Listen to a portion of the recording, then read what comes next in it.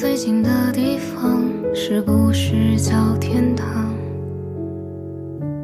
哪里不用假装坚强，过得不慌不忙？如果一定要谈梦想，是有勇气流浪。可最奢望的时光，是你们在身旁。我的眼泪止不住的淌，是因为快忘了家的模样。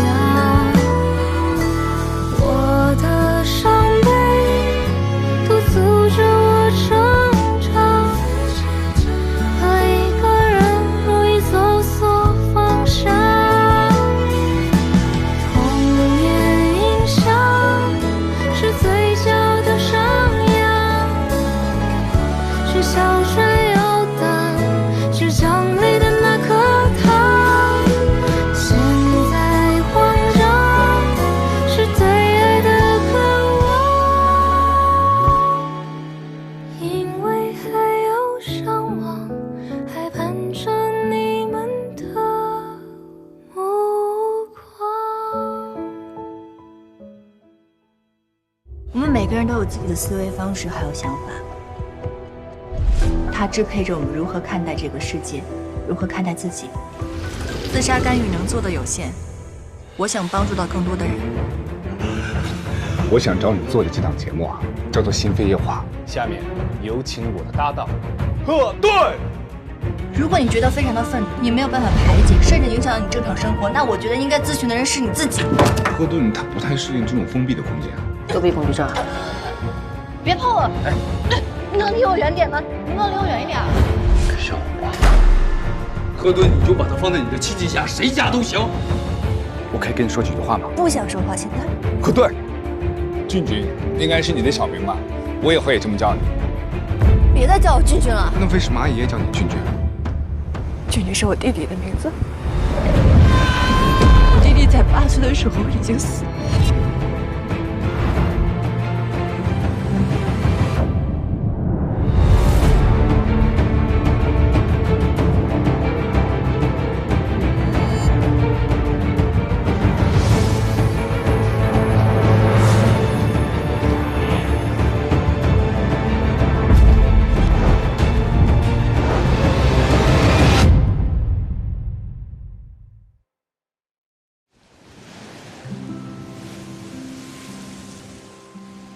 时间来到1996年的冬天，这个只有20几岁的年轻女孩，一路北上又南下，有着许多同龄人还未曾有的果决与勇敢。晨光微熹，身后是结队的人群，远处有扬帆的渔船。她只带着年幼的女儿，一只行李，一把吉他，孤绝地寻找着她的希望和爱。我不要水，我要可乐。这哪有卖可乐的呀？你先喝一口，一会儿再买啊。真乖。一大口，啊，好喝吧？好喝。好喝。那我们走。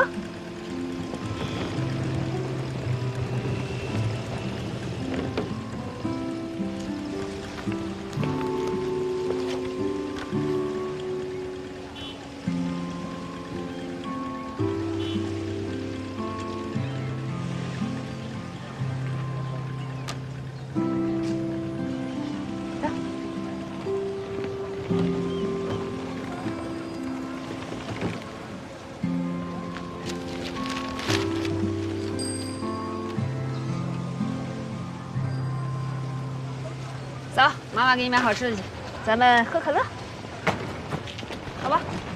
行。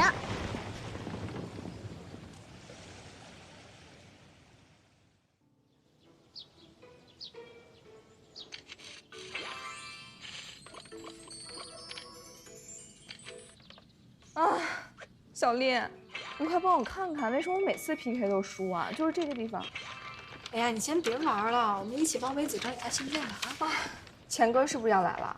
哼，玩什么呢？钱哥，程微子是吧？嗯，对，钱哥好。欢迎加入我们团队。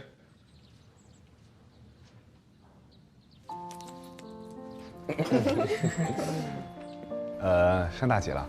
大4了。00后啊？00后已经这么大了，老了吧你？小姑娘特别机灵。你带呢是吧？对。行，你好好跟着你丽姐坐，来。行了，小丽啊，别吓唬新人了。老钱，我们这几天在整理来信啊，有很多故事素材都很不错，但薇子找到一个特别好的。哦，是吗？我们一致认为安娜的故事最吸引人。安娜。这封信讲的是1996年的故事。来信者的朋友安娜是一名个性非常自由不羁的一个女生，她的梦想是当一名歌手。但是她在追逐梦想的过程中，却爱上了一个小号手。可是两个人的感情呢，遭到了家里人的反对。重点是，说，后来安娜还怀上了小号手的孩子，而且她决定把他生下来。那个年代，那个年代，说呀！你看，好奇了吧？最后他突然失联了，这一失踪就是20多年。他的朋友想通过我们电台找到他，看看他当初为什么突然失联，也想知道他最近过得怎么样。安娜，寻找，不错。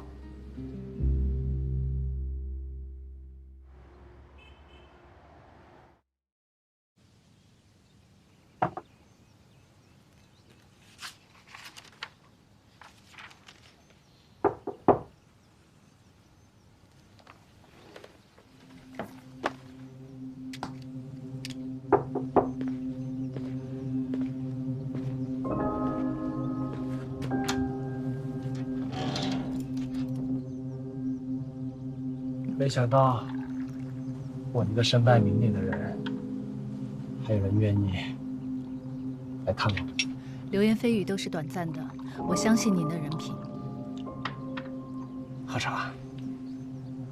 我是来拜访，不会是叶老板的意思吧？不是，是我自己有事要劳烦季教授。有什么可以帮到你的？新推出的治疗仪，您听说过吗？听说过，怎么了？出问题了。我负责的一个患者使用完以后出现了强烈的应激反应，而且据我所知，不光这一个患者是这样的情况，而且像这种治疗仪器出现这样的应激情况也并不多见，而且在这么小的范围内，我已经遇到好几例这样的问题，所以这并不是一个突发的事件。你们委员会不是审批过吗？弃子取势，这背后的利益关系不用我说，您也很清楚，我是做不了主的。但这批治疗仪性能极其有问题，极度不稳定，我担心以后迟早会出问题。学会上下恐怕只有季教授您可以阻止这件事了。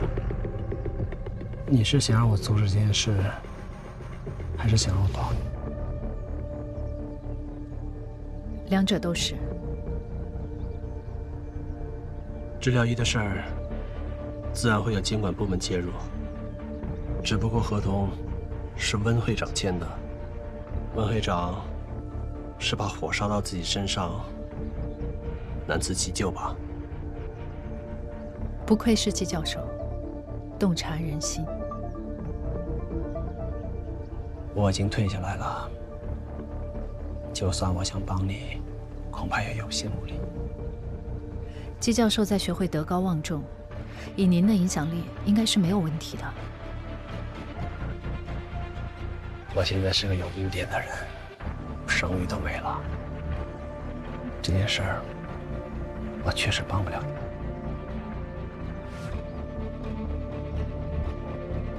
那看来，只有第二种方案了。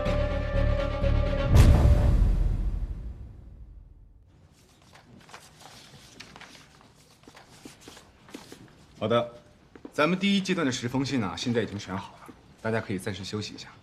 没事，钱老师，我们不累。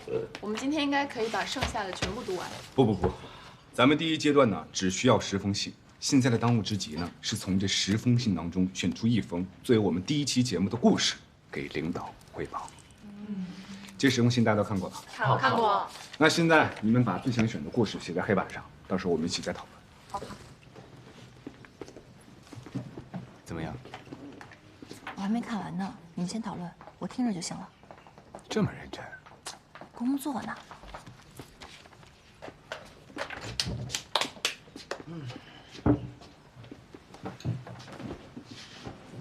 谁选的安娜？说说。我和小丽姐当时把安娜选出来的时候，就跟钱老师你说过，这个故事特别吸引人。哎，东子、青青，你们之前不是也挺支持安娜的吗？是，安娜这故事啊，确实是不错。但小城这故事啊，讲的是一对恋人生活在同一座小城，但是各种阴差阳错呀，他就没见着面儿。我觉得挺有戏剧性的。昨天我跟韩青商量一晚上，他作为开头特别的好。而且现在听众啊都喜欢这种过程起起伏伏的，但结局又很大团圆的啊。哎，那我说一下我自己的想法啊，我个人呢是比较倾向安娜的。为什么呢？因为这10封信啊，感动的都是人的情感，是吧？这是它的核心。安娜这个故事呢，虽然是90年代的故事，但是它不一样的地方就是在于，这个故事它到现在都没有结尾。这是一个非常好的钩子。钩子，没错，这是一个可以长久作战的选题。能够勾起观众好奇心的钩子，咱们手里必须得有。只要我们顺着安娜这个故事线往下探索，把过去和现在联动起来，说不定可以勾起观众长期的关注。我明白你的意思，有点像追剧的感觉，是吧？而且这个故事20多年都没有结局，观众一定会非常好奇。那我反水了。我挺安娜。嘿，我也。行，那咱们就继续看。看一下。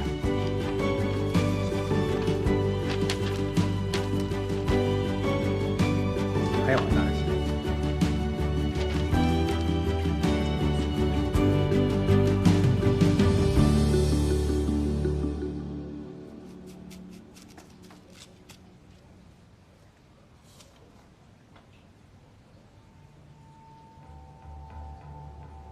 顿顿，我这个脚啊，现在有一点，哎呦，开始疼了。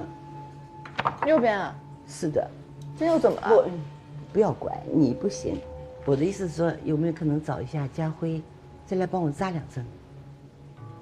家辉啊？啊，我最近老没看见他了，他干嘛去了？家辉最近出事儿了。这册花已经交上去了。虽然不知道台里是什么意思，但是大家一致认为呢，这最好的来信是安娜的，咱们也不能跟着干等着，还是要主动做点什么。东子，哎，你想办法去联系一下安娜的寄件人，咱们得保持这故事的连续性。潘台，潘台，您怎么来了？你们这花房建了这么长时间了，你也不请我过来看看，今天凑巧路过，我这不就不请自来了。我们搬过来不久，您看这办公区还没收拾好。坐，潘台，来，您坐。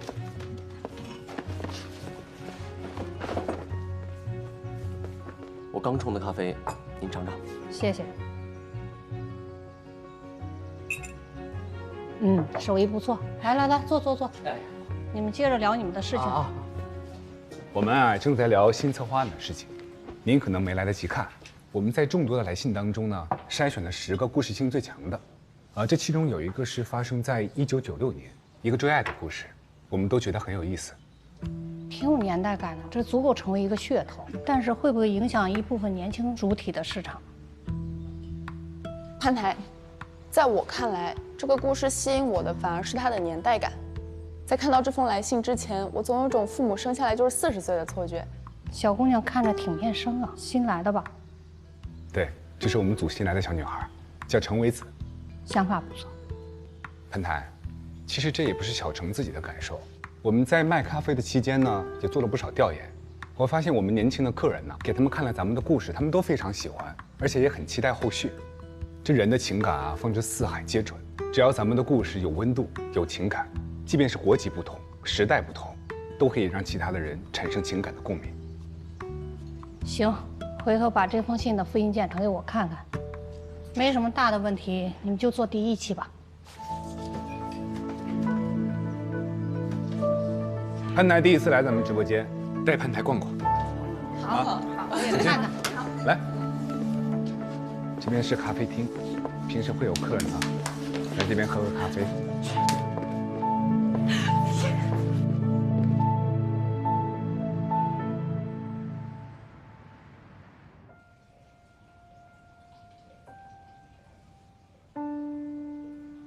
难怪呀！我第一次看见家辉的时候啊，我就觉得这个孩子心里好像有好多沉重的东西，但真没想到是这样，这真的太可怜了。童年时期父母的离开会给孩子造成莫大的抛弃感，还有不安全感，对他日后成长道路、人格塑造会有很大的影响。孩子在那个时候可能都会以为是自己犯了错误，所以妈妈会离开的，是吗？像这种早年的创伤啊，会给人带来漫长的痛苦和压抑。但是这个要通过爱到丧失的办法，去逐渐的把它合理的处理掉，不然，就像家辉一样，会转化为病态。最终伤害的会是他自己。顿顿，你作为他的好朋友，你应该帮他找一个靠谱的心理咨询师，是很管用的。妈，你这些心理学的概念是怎么知道的？我呢，我真是有点头晕了，现在。感谢心扉夜话，让我想起了我和我太太年轻时候的恋爱时光。我的太太是一个芭蕾舞者，上学的时候呢，我第一次看她的表演，就深深的被她迷住。从此，我开始展开大力的追求，每逢她练舞，我都在舞蹈室外陪着。直到有一天，她主动的向我走来。我太太是节目的忠实听众，期待在心扉夜话能够听到更好的故事。天哪，这也太浪漫了吧！咱们这一次的选题反响也太好了，很多受到触动的观众啊，都在咱们节目底下秀出了他们年轻时候跟爱人的照片。这几天啊，我这照片多的我都看不过来啊！我天！哎，你们看这个啊，他说结婚7年，我和丈夫步入了7年之痒。直到昨天听了咱们这个节目，丈夫不自觉地回忆起他当初追求我的日子，我们才发现这段爱情来之不易，应该更好地珍惜彼此的缘分。这怎么都是些老夫老妻呀？也有小年轻的啊！你看这个追了3年的男神，昨天听了节目之后，终于鼓起勇气表白。你们猜怎么着？怎么着？男神同意了，他们迫不及待给我们节目组发了第1张情侣照，希望做个纪念。谢谢心扉夜话。哎，这种事情什么时候才能轮到我？跟男神们表白永远不成功，会成功。歇了吧你啊！哎，这期光预热效果就这么好，我觉得可以做个续篇。在这网上发起一个话题互动，把咱们节目的粉丝寄给我们的照片都分享分享。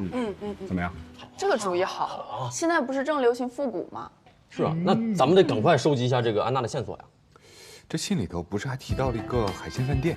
我已经找人去打听了，不知道在安娜这件事情上，还能不能有新的突破。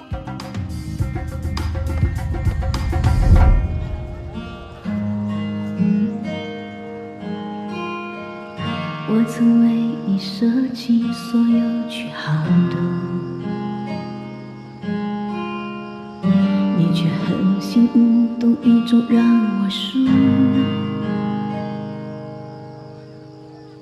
越是靠近你，就越是生疏。你忽冷。好了，别唱了，别唱了。哎，你这个不行啊。你这个声线不适合唱这种甜歌，好吧？回吧。陈经理，我还会唱其他歌呢，像《月半小夜曲》还有《千千阙歌》这些粤语歌曲我都会唱。你说的这些歌，10个歌手10个都会唱，我为什么非得要找你呢？我可以再学习他的呀，你喜欢听什么我就唱什么，行不行？你要不要学？哎，这谁家的孩子？这怎么跑这儿来了？对不起，这是我女儿。她叫小可乐。叫陈叔好，陈叔叔好。你这么年轻能有这么大孩子？你骗人的吗你？我没骗你，这真是我女儿。你可真行！你出来带个女儿，你怎么演出嘛？他从小就这么跟着我，他都习惯了。我这不是想多赚点钱，好养活他吗？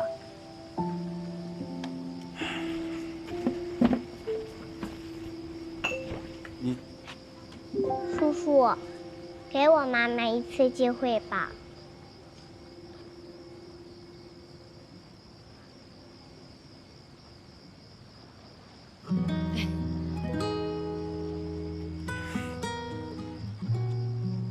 乖，你会唱《哭砂》吗？我会，就是唱的不太好。那你就回去好好练练，练好了，你来唱。没问题，我马上就练。谢谢你啊。哎，对了，您这儿有一个叫小军的小号手吗？小号手啊，这个我不是很清楚啊。没事儿，啊。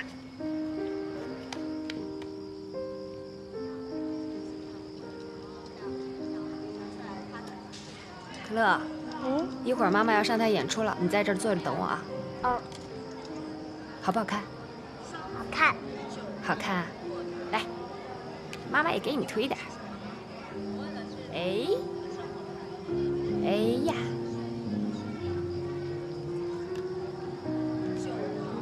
好不好看？好看。看看咱俩谁牙白。安娜，到你了啊！哦，快点。哎，妈妈要去工作了，你怎么办？自己在这儿。你就乖乖的在这儿，哪儿也别去啊。妈妈，你快点回来。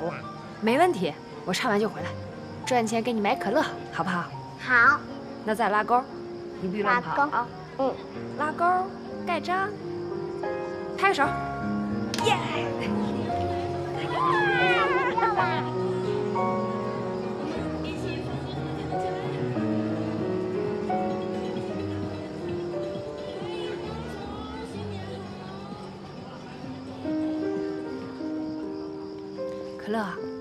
可乐，来，妈妈抱。哎呦，哎！结束一天工作的安娜抱着早已熟睡的小可乐走在台阶，尽头就是供她歇脚，姑且能被称作家的地方。有情侣与她擦肩而过，她驻足回望的身影显得有些落寞，但还好，夜深人静，安娜看着小可乐熟睡的模样，这是她一天当中最难能可贵的慰藉时刻。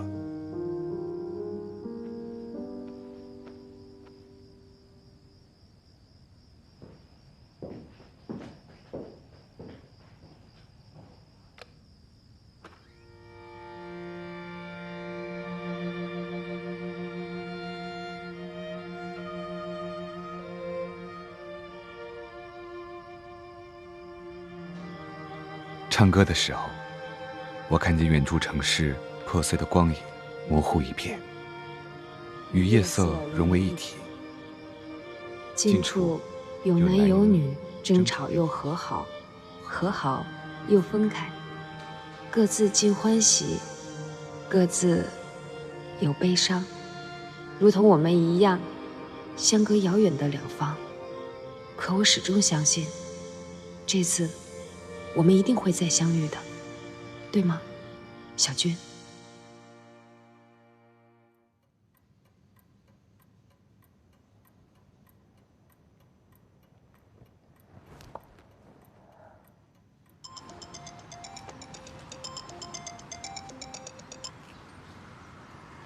喂，陈凯义，我想到为什么了。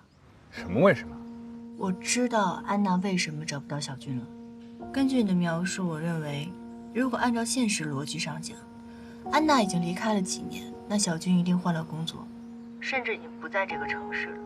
可是按照心理层次上面分析，你不觉得他们俩的模式更像是一种追逃模式吗？安娜很向往自由，小军跟她一样，他们两个是同样的人，所以这是他们相爱的基础。可是，在这段感情当中，安娜的爱太过于炙热，让小军有一种想要躲避、回避的感觉。那会不会是第一种可能？小军是因为一些原因才离开这座城市的？不可能。如果小军真的想让安娜找到他，一定会留下线索的，不可能人间蒸发。反正这些只是我的分析，如果故事有后续的话，也许结论会不一样。钱凯一，你有在听吗？何顿，虽然这个故事才刚刚开始，但万一，我说万一啊，结局真的是那样的话，我不会这么做的。什么意思啊？我不会离开你的。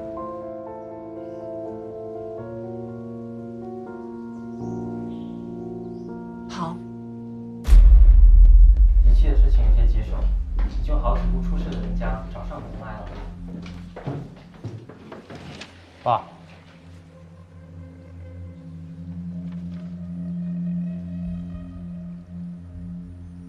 在忙啊，我一会儿再来。没事，过来坐会儿。过来喝口茶吧。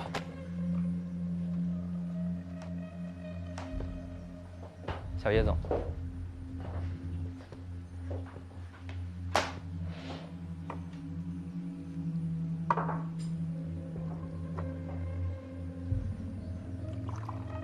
还有记者那边也不知道从哪得知这个消息。对了，温良那边也……你来公司有7年了吧？是的，叶总。那你连这点事情都处理不好吗？对不起，叶总，我已经吩咐手底下人去办了。我就是想请你……请我求你了！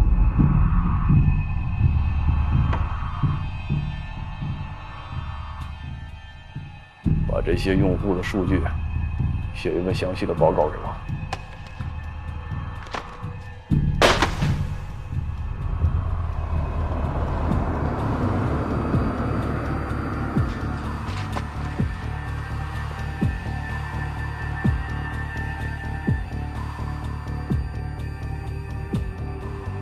怎么发这么大火？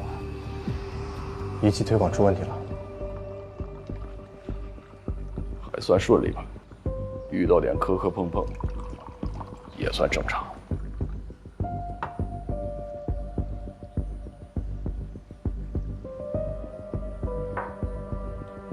没事就行。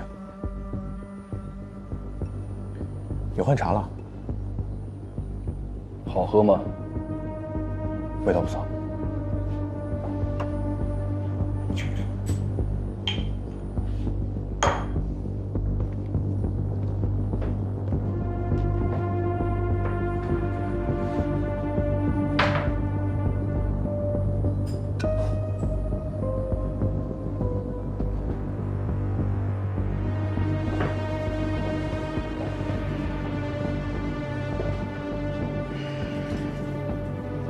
美人茶，你妈以前说挺好喝的。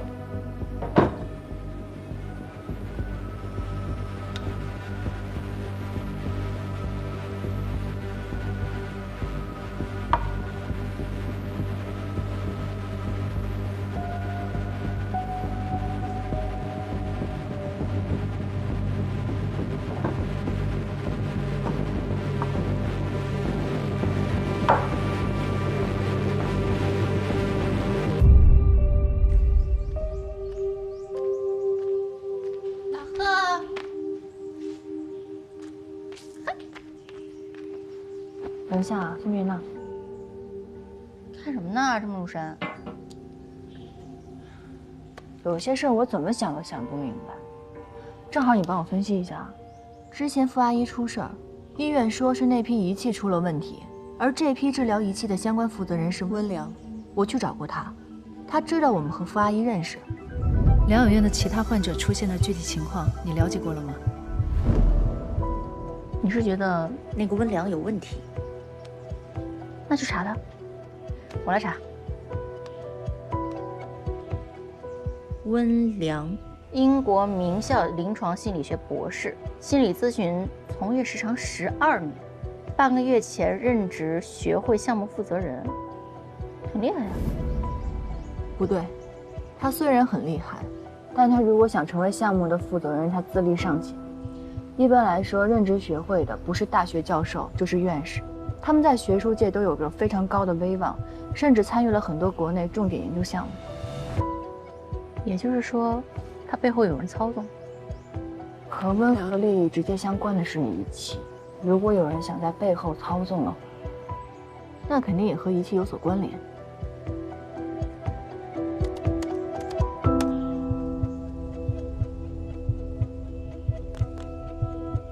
叶氏，叶念堂，姓叶啊。叶家辉也姓叶哦。在我7岁那年，我妈丢下我走，就再也没有出现。家辉的事情没有那么简单。辛苦了，好像藏着很多什么秘密。教授不是家辉的养父，这是他的。家辉，你是我儿子吗？而是他的亲生父亲。家辉，那个制药师是你的养父。你的每一位咨询者，我都在试图破坏你们的资本关系。这都是以前的恩恩怨怨，他们要的不仅于此。我知道了，在这背后操纵一切的人就是叶念堂。他之所以捧温良上位，是为了推广他多年研究的仪器；而家辉之所以认识温良，是因为他的养父就是叶念堂。所以这一切的推手就是叶念堂。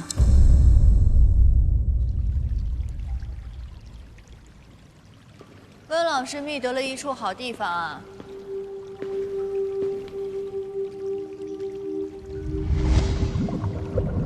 怕了。温老师很了解我，了解我的过去，了解我的恐惧，甚至了解我的母亲。你都知道了。赵希平女士是一位很好的母亲，我很羡慕你。我曾经失明了半年，在这半年当中，我在黑暗里只能靠我的耳朵来听四周的声音。我想相似的人总是知己知彼，这也是叶继承选择你的原因吧？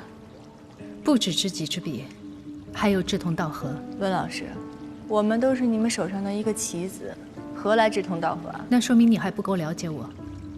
我真的不明白你为什么要这样做。为我自己。你接近我母亲，让我母亲重新接受我继父，你让我母女俩本来平静的生活重新陷入囹圄。温老师，你做这些都是为了你自己吗？我为你母亲所采用的所有治疗手段都是科学合理的，是你自己带入个人情绪。这就是为什么心理咨询忌讳双重关系。你在局中自然看不清。看不清什么？看不清你母亲是真心爱你继父，你所谓的平静生活并不是她想要的。人自私是为了什么？悬壶济世，妙手回春。世人赋予我们的职业太多超乎现实的期待，然而人各有殊途，究其根本都是自私自我。心理师抵不过是仇人广众中普通人的一个，根本就不是什么救世主。赫顿，你又是真心想救人吗？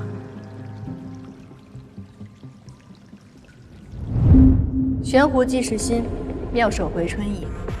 我从来都不是什么救世主，这只是我的专业，只是我的手艺。就跟那些医生护士一样，他们救人是因为他们的专业所长，职责所在，仅此而已。温老师，你呢？难道你真的像你表面上看上去的这个样子吗？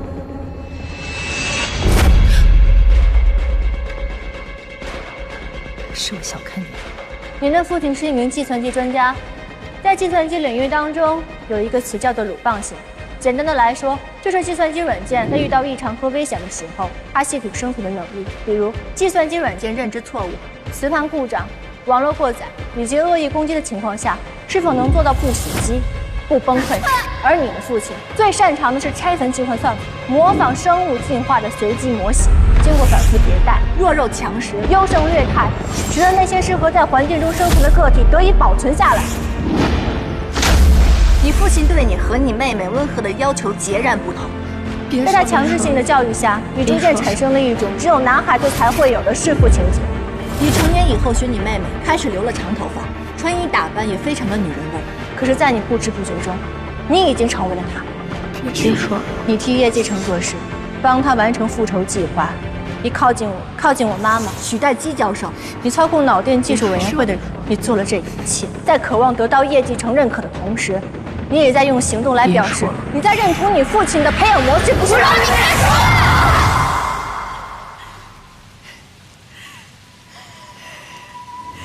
你知道为什么你这么努力，却依旧被打倒吗？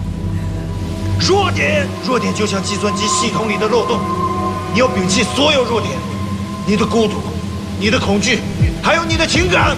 真正的强者没有软肋。那你呢？你所谓的人性就没有一点欺骗吗？在你帮助来访者的时候，你的内心就没有闪过一丝贺峻的影子吗？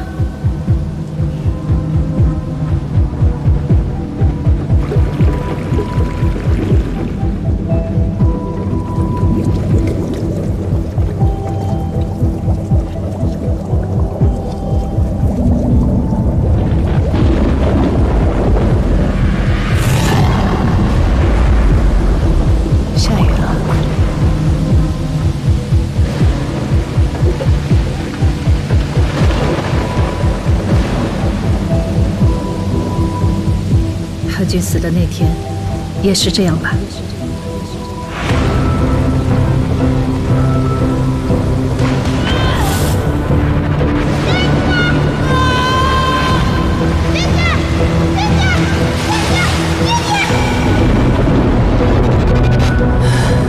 你从所有来访者身上汲取养分，这就是你所谓的人性吗？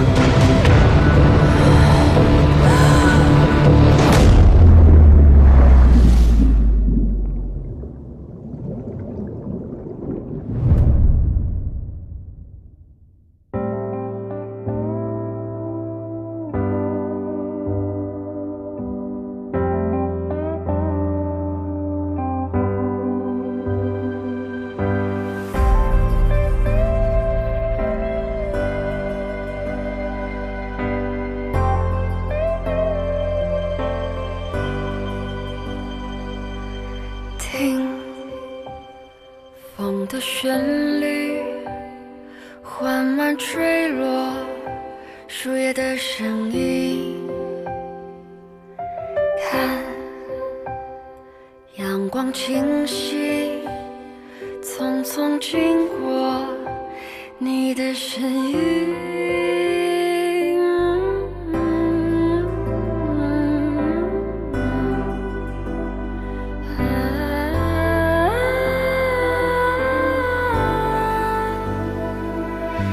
那深藏心里的小秘密，那忧伤却美丽的雨季，那总该面对不舍的别离，那些点滴，那些回忆，那支跟你借没还的笔，那些不懂装懂的问题，那次不经意看到的叹气，那些点滴，那些回忆，都要你，